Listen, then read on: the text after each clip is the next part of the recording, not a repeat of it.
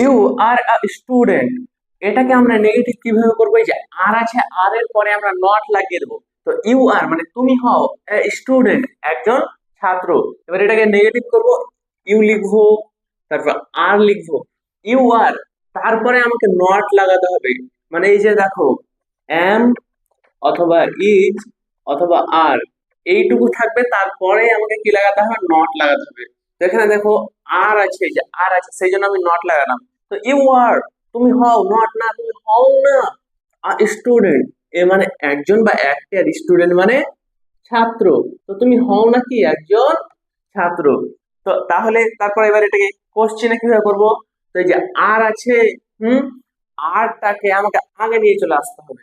তো এই যে এটাকে আবার কোশ্চেনে করবো, আর আছে, আরটাকে আগে, ইউ এর আগে, মানে সাবজেক্টিভ প্রোনাউনের আগে নিয়ে চলে আসতে হবে। তো সেম যটা আছে সবটাতে কি, এই যে বি ভার্ব গুলোকে, এম ইজ আর, এগুলোকে সাবজেক্টিভ প্রোনাউন্স এর আগে নিয়ে চলে যেতে হবে। তো আরটা আগে আমি আগে লিখছি, আর তারপরে অয় ও ইউ, আর ইউ, তারপরে এইটুকু লিখতে হবে, স্টুডেন্ট, আর ইউ স্টুডেন্ট। হুম, তো এটা মানে হচ্ছে আর ইউ স্টুডেন্ট, মানে দেখো ওই যে আর ইউ, ইউ মানে তুমি, আর মানে হয়, কিন্তু এখানে যখন আর আগে চলে আসবে তখন বলতে হবে তুমি কি হও, আর ইউ, তুমি কি হও আর স্টুডেন্ট, একজন ছাত্র, এরকম। আর এখানে ফুল স্টপ হবে না, এখানে হবে জিজ্ঞাসা চিহ্ন, ওকে, কোশ্চেন চিহ্ন হবে। তারপরে দেখো, তাহলে এখানে আমরা কি শিখবো? কিভাবে একটা সেন্টেন্সকে না বাচক করতে হয়, মানে না করতে হয়, নট লাগিয়ে না বাচক করতে হয়। তারপরে সেটাকে আবার কিভাবে কোশ্চেন করতে হয়, সেটা সেন্টেন্স দ্বারা কি কোশ্চেনে নিয়ে আসতে হয়, সেই সেন্টেন্সটাকে কোশ্চেনে কিভাবে নিয়ে আসতে হয়। ঠিক আছে, তাহলে এইটুকু বুঝতে পেরেছো? তারপরে দেখো, এই যে his at home, his at home, his, এটা কন্ট্রাকশন। কার কন্ট্রাকশন? এই যে হি আর ইজ এর কন্ট্রাকশন হচ্ছে হিজ। বুঝতে পেরেছো? তো হিজ অ্যাট হোম, তাহলে এটাকে আমি নেগেটিভে নিয়ে যাচ্ছি। তো কি হবে? হি ইজন্ট, হ্যাঁ, ইজন্ট অ্যাট হোম। আচ্ছা, এখানে আমি নট কোথায় লাগালাম? এই যে ইজেন্ট এখানে আছে না, তো হি, এই যে হি মানে হিজ মানে সে হয়, অ্যাট হোম, অ্যাট মানে দেয়ার, হোম মানে বাড়ি, তো অ্যাট হোম মানে কি হবে? বাড়িতে। সে হয় কোথায়? বাড়িতে। আর এই যে ইজেন্ট আছে, এটাই হলো ইজ আর নট, এটা হলো ইজেন্ট। বুঝতে পেরেছো? তাহলে হি ইজেন্ট মানে সে হয় না, সে হয় না অ্যাট হোম, বাড়িতে। এবার এটাকে কোশ্চেনে কিভাবে নিয়ে আসবো? তো এই যে এটা কন্ট্রাকশন আছে, কিসের কন্ট্রাকশন? হি ইজ এর কন্ট্রাকশন, তাহলে ইজটাকে আগে নিয়ে আসতে হবে। তো দেখো, এই যে ইজটাকে আমি আগে নিয়ে চলে আসলাম, ইজ, তারপরে এই যে হি লিখতে হবে, তারপরে হি, ইজ হি, সে কি হয়, সে কি হয় অ্যাট হোম, অ্যাট হোম, বাড়িতে। সে ইজ হি, সে কি হয় অ্যাট হোম, বাড়িতে। আর এখানে জিজ্ঞাসা চিহ্ন।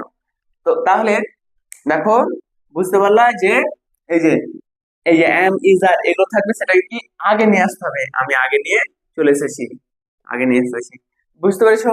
তারপরে দেখো, they are in the field, they are in the field. তো এটাও কন্ট্রাকশন, কিসের কন্ট্রাকশন? দে আর এর কন্ট্রাকশন। ঠিক আছে, তো দেখো এটাকে নেগেটিভ কে নিয়ে কিভাবে করছি। তুমি এটাও লিখতে পারো, দে আর, এটা লেখার পরে এই যে নট লাগাতে পারো, দে আর নট, এরকম লিখতে পারো। বা তুমি লিখতে পারো, এটা লিখতে পারো, দে আর নট, এটা লিখতে পারো। ঠিক আছে, অনেক ভাবে লিখেছে, দে আর নট। তারপরে দেখো, ইন দা ফিল্ড, ইন মানে কি হয়, are the field, the field মানে মাঠটি, এই যে ফিল্ড মানে মাঠ, আর দ্য মানে টি। তো ইন দ্য ফিল্ড মানে হবে মাঠটির মধ্যে, ইন মানে কি মধ্যে, তো ইন দ্য ফিল্ড মানে কি হবে? মাঠ, মাঠটির মধ্যে। তাহলে they are not in the field, এটা মানে দাঁড়াচ্ছে তারা কি হয় না মাঠটির মধ্যে। যে নট মানে না, সেই জন্য হবে কি দে আর, তারা হয়, নট না, তারা হয় না ইন দা ফিল্ড, মাঠের মধ্যে। ঠিক আছে, তারপরে এবার এটাকে কোশ্চেনে কিভাবে নিয়ে যাব? এই যে এই যে আরটাকে কি আগে নিয়ে চলে আসতে হবে। তাহলে কি করব, are they in the field, are they in the field, এটা কোশ্চেনে নিয়ে চলে আসা। ঠিক আছে, তাহলে চলো আরো কিছু প্র্যাকটিস করা যাক। প্র্যাকটিসে যাচ্ছি, তাহলে দেখো আজকে আমাদের 0 থেকে ইংরেজি গ্রামার শেখার 7 নম্বর দিন। ঠিক আছে, আর এর আগে day 1, day 2, day 3, day 4, day 5, হ্যাঁ এভাবে কি 6টা এর আগের ভিডিও দেওয়া আছে, অবশ্যই তোমরা সেগুলো দেখবা। এবারে 0 থেকে ইংরেজি গ্রামার শেখার আজকে 7 নম্বর দিন, আর আমরা বাংলা মানের সহ শিখছি। ঠিক আছে, তাহলে চলো ওগুলো ভিডিও দেখবা আর এগুলো প্র্যাকটিস করে যাক। আর অবশ্যই যারা যারা এখনো চ্যানেল সাবস্ক্রাইব করোনি অবশ্যই সাবস্ক্রাইব করো। হ্যাঁ ঠিক আছে, চলো প্র্যাকটিস করি, আর একটা লাইক করে দেবা। হ্যাঁ দেখো বলছে I am late, I am late. তো আই মানে আমি, এম মানে হই, আমি হই লেট, লেট মানে দেরি, মানে আমার দেরি হয়ে গেছে এরকম। আই এম লেট, আমি দেরি করে দিয়েছি। আই এম লেট, আমি হই কি দেরি। তাহলে দেখো এই যে এই এটাকে নট নেগেটিভে কিভাবে নিয়ে যাব, আই তারপরে এম লিখতে হবে, আই এম তারপরে নট, আই এম নট, আমি হয় না কি লেট, দেরি। বলছে আমি দেরি হয়নি, আমি দেরি হয়নি, হ্যাঁ আমি হয়নি কি দেরি হয়নি, এরকম হচ্ছে। তারপরে এবার এটাকে কোশ্চেনে কিভাবে নিয়ে যাবো, তো এমটাকে আগে করে দেবো, এই যে এম, তারপরে আই লেট, এরকম কি হবে, এম আই লেট, আমি কি দেরি, মানে আমি কি দেরি হয়ে গেছে, আমার কি দেরি হয়ে গেছে, এম আই লেট, আমি কি লেট করে ফেলেছি, এরকম। তারপরে you are happy, you are happy মানে কি তুমি হও কি সুখী বা খুশি, হ্যাপি মানে সুখী বা খুশি যেটা বলতে পারো। তাহলে এখানে দেখো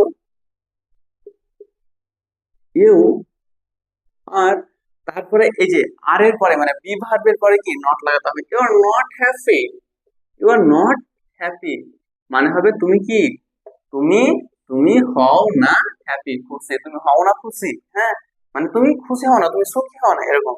তারপরে এবার এটাকে কোশ্চেনে কিভাবে নিয়ে যাব, লিখতে হবে কি প্রথমে আর লিখতে হবে, are you, are you happy মানে হবে তুমি কি খুশি, আর ইউ হ্যাপি তুমি কি খুশি, বুঝতে পেরেছো। তারপরে উই আর রেডি মানে কি, উই আমরা, আর হই উই আর আমরা, হই রেডি প্রস্তুত, উই আর রেডি আমরা প্রস্তুত।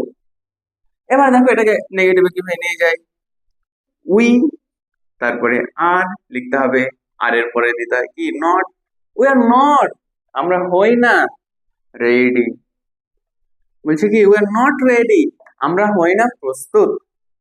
তারপর আচ্ছা দেখো তোমরা যখন কোশ্চেন করছি হ্যাঁ তখন জিজ্ঞাসা চিহ্ন লাগাচ্ছি, আর নট বসাচ্ছি তখন কি ফুল স্টপ বসাচ্ছি। ঠিক আছে, তাহলে নেগেটিভ করলেও কি ফুল স্টপ বসাতে হবে, অন্য কিছু বসানো যাবে না। কোশ্চেনের ক্ষেত্রে তুমি কি জিজ্ঞাসা চিহ্ন বসাবা, হ্যাঁ কোশ্চেন চিহ্ন। এবার দেখো উই আর নট রেডি আমরা হয় না কি প্রস্তুত। এবার এটাকে কোশ্চেনে কিভাবে নিয়ে যাব, আরটাকে আগে নিয়ে চলে আসতে হবে, are we ready, are we ready বলছে আমরা কি প্রস্তুত, আমরা কি প্রস্তুত, আমরা কি প্রস্তুত। ঠিক আছে, তাহলে আজকে আমাদের এখানেই সমাপ্ত হচ্ছে, আর যারা সাবস্ক্রাইব করেনি বাবু অবশ্যই সাবস্ক্রাইব করে নাও। ঠিক আছে, চলো তাহলে দেখা হচ্ছে পরের ভিডিওতে।